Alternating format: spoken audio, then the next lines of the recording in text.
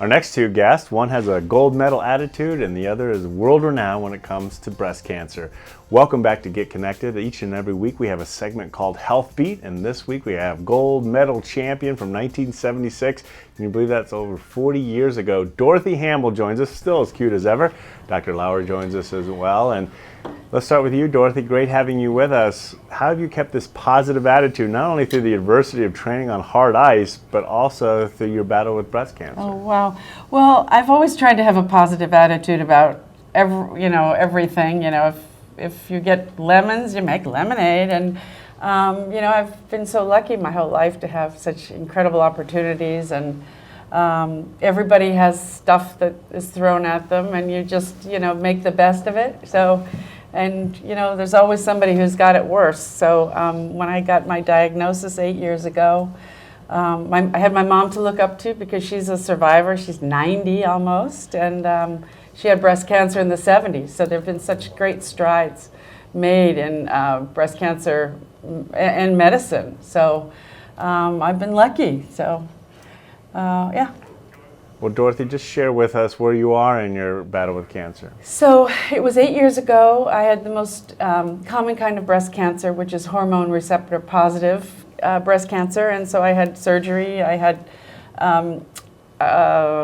radiation, and then I was on tamoxifen, which is one of those anti-estrogen medicines. And I was recommended to stay on them for 5 years.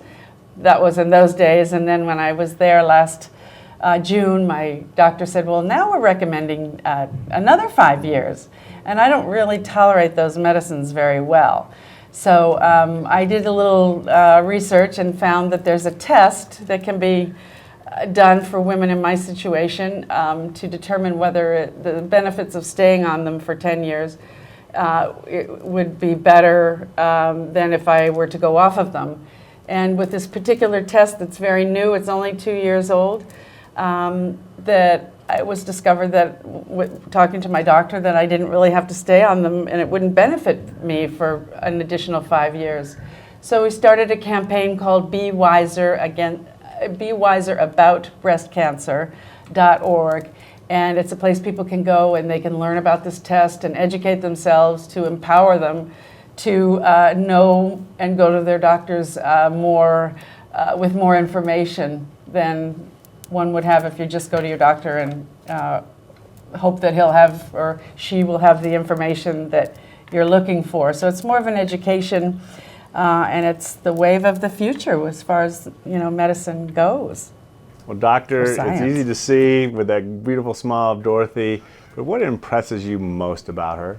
Oh, she is so enthusiastic, and we are so lucky to have her as part of this campaign. She's a fantastic spokeswoman for breast cancer.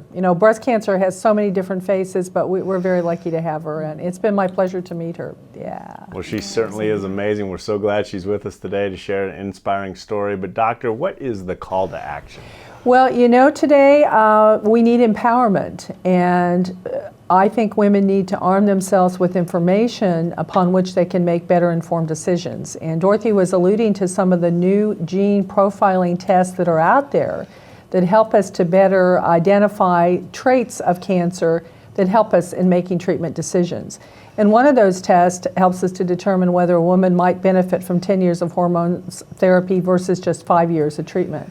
It's important to weigh risk versus benefit, and deciding to have the test done and deciding what to do with the information is something that a woman needs to think about and discuss with her physician.